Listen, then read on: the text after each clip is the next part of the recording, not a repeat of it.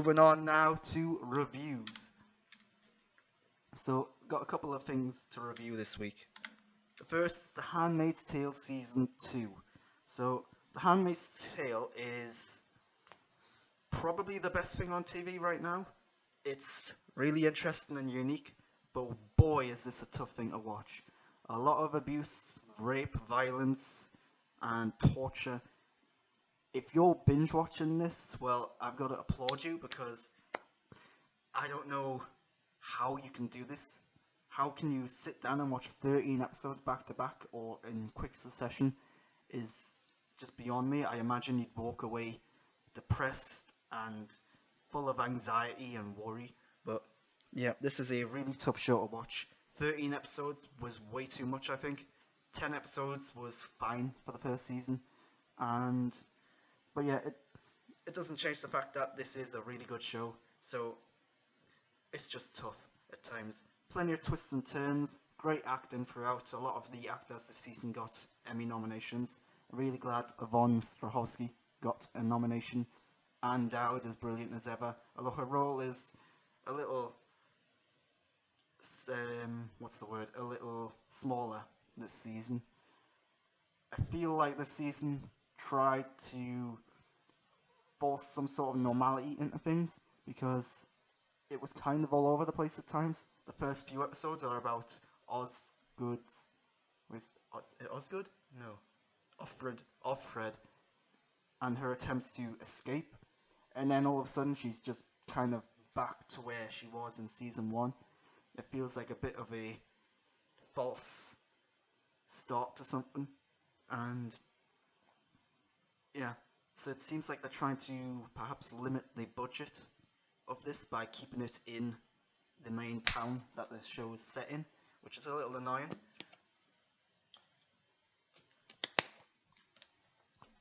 It also results in some dodgy pacing at times, because you've got these episodes at the beginning which are constantly building momentum as she's trying to escape, and then all of a sudden it's right back down to where she started, and then it builds up again towards the end. So one of the things that bothers me about The Handmaid's Tale is it has flashbacks, but it only ever teases how all of this happened. It never fully goes into explaining how this cult basically took over the majority of America. It doesn't touch on that in significant ways, so I'm constantly left scratching my head just wondering, how is this possible? Because this is meant to be in like the near future. But yeah, at the end of the day, you've kind of just got to accept it. It's science fiction fantasy, and yeah, it is what it is. It's still a good show, a really good show in fact. So, second review is A Quiet Place. So I'm a little behind on this one. I've only just saw it, and I liked it. It was alright. I don't think it was anything special. Good acting. John Krasinski's great in it. Emily Blunt's okay. The child actors are great as well. But this is essentially a silent movie. There's very little dialogue. The only thing you ever really hear are sound effects. So like things falling over or clattering, or the noises of the creatures or monsters. And there are moments of dialogue, but honestly there's probably only a few lines of dialogue in the whole film. And when it's so silent, you kind of have to rely on other methods to create a mood and attention and to develop a story and characters, and I'm not quite sure that this film nails it. The score I thought was pretty bad, to be honest. There were moments that reminded me of The Handmaid's Tale's score and of Hans Zimmer's work. I didn't think the score was very unique or original, but it done its job, I suppose. The other thing is that the sound and the silence makes this a frustrating film to watch at times, because you'll constantly seem like you're waiting for something to happen, but because there's no sound, there's no dialogue, you have to rely on what you're seeing to get that across. I'm not sure if I'm making my points very well here, but I felt like there was very little happening at times, and I think if there was sound, if the characters were actually talking, if we found out a bit more about them in the usual sense, the film would have been a bit more engaging. But so, for example, because the characters don't talk to each other, because they do focus on these characters all the time, you never really find out what their names are, you never find out who they are, what their backstory is. You only get little tidbits here and there. You know their relationship to each other, you know how they're feeling about each other. That's about it. And that's fine to an extent, but these characters could have been way more interesting than what they were. And the story as well was also a little lacking. It's basically just they're trying to live their life. And there's a questionable element in the story as well. Very light spoilers because this happens early on, but Emily Blunt becomes pregnant at one point, and you have to wonder why anyone in this world would risk getting someone pregnant, because that's going to create a lot of noise, that's going to get a lot of attention, and guess what? That's exactly what happens in the film. It seems like a stupid decision, but it helps to build the tension, and it's another plot element, I suppose. But yeah, A Quiet Place, pretty good, not great. Final film this week was The Spy Who Dumped Me, and I went to an early preview screening of this, and this is a fun film. It's by no means a good film, but it's very enjoyable. It has moments which are very funny.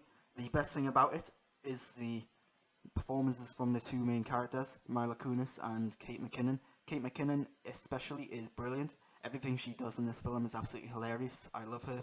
And the problem is that this is a spy story, and it's a spy story of the comedic variety. If you've ever seen a spy film of the comedic variety, well, it's a very generic story. You know exactly what to expect. Very predictable, unoriginal, and that's extremely disappointing. The jokes, meanwhile, are a little hit and miss at times. Kate McKinnon is hilarious. Mila Kunis is very funny, but for every good, funny thing they do, there's probably 3 or 4 things that just do not land at all. And it's not from a lack of trying. You can see that they're trying to be funny. You can see that they're setting up jokes and situations which are supposed to get a laugh, but it just didn't. So yeah, that's disappointing. There's a lot of action in here. Some of the action is a little over the top and a little silly, but as an action film, it works pretty well. Sam Heughan is responsible for the majority of the action scenes in the film, and it's very interesting seeing him put on a different accent, because if you've seen him in Outlander, you know he is Scottish. And yeah, so that's a little odd to seeing him not being Scottish. But The Spy Who Dumped Me is a perfectly fine, somewhat funny, enjoyable film. I wouldn't exactly recommend you go to the cinema to see it though. And sadly, that is all I've got for this week, because I do have to cut it short because I won't have much time to edit them. But just a couple of things that came out in the past couple of days which I wasn't able to add into the main run of the show. So they released the first trailer for Star Wars Resistance, and it looks pretty good, I think. It's taken inspiration from Japanese anime, so the look of the show is very different from Star Wars Rebels or the Clone Wars. It looks much more brighter and much more colourful, and yeah, I like the look of the show. There was a line in the trailer that made me laugh, so that's good. I'm all in at this point. The next thing is The Nun.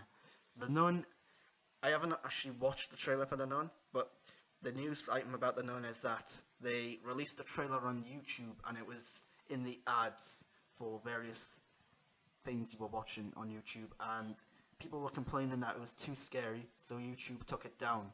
So I think this was intentional. I think this was a whole part of their marketing plan, and either way, if it was or it wasn't, this is a great move for The Nun, because now everyone's going to think, oh, this trailer, really scary, had to be taken off the internet, so it might be a really scary film. It could be worth going to see, and that's going to work out wonders for it. I believe it's the next film in the Conjuring series, but I'm not too sure. I've never seen any of them films. Not huge on horror, to be honest. I don't get scared of horror films, that's the problem. So, yeah.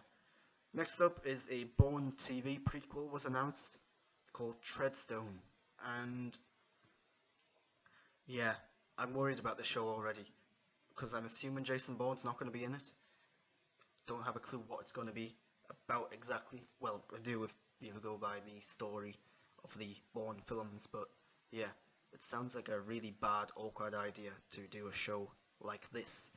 But final story is the sad one, and that is that Aretha Franklin passed away this week at 76, I believe she was. So Aretha Franklin, in my opinion, probably one of the greatest singers of all time. Sad to see her go. She was the queen, as they called her. And just to keep it film and TV related, go watch Blues Brothers. That's probably her most iconic film role. And yeah, if you haven't seen that, great film, great musical, probably my favourite musical. But yeah, rest in peace, Aretha. And that's it, that's all I've got this week. I hope you've enjoyed the shorter format show. I'm Grant Burton. You can follow me on Twitter and Instagram at @the_Grant Burton. Or if you're watching on YouTube, you can leave a comment. I'd appreciate the subscription. At 100 subscribers, I get a custom URL. If you're watching this on Twitch, get in the chat. I'm about to do a post show if anyone's there. And yeah, follow me on Twitch too. If you've liked the show, I really appreciate any support you want to show me. Share this across social media, Twitter, Facebook, etc., etc. And until next time, I'm Grant Burton. I hope you've enjoyed it. I'm sorry this has been a bit of a rush show. It won't be like this next week. It's just unavoidable things are happening this weekend for me. So until next time, I'm out.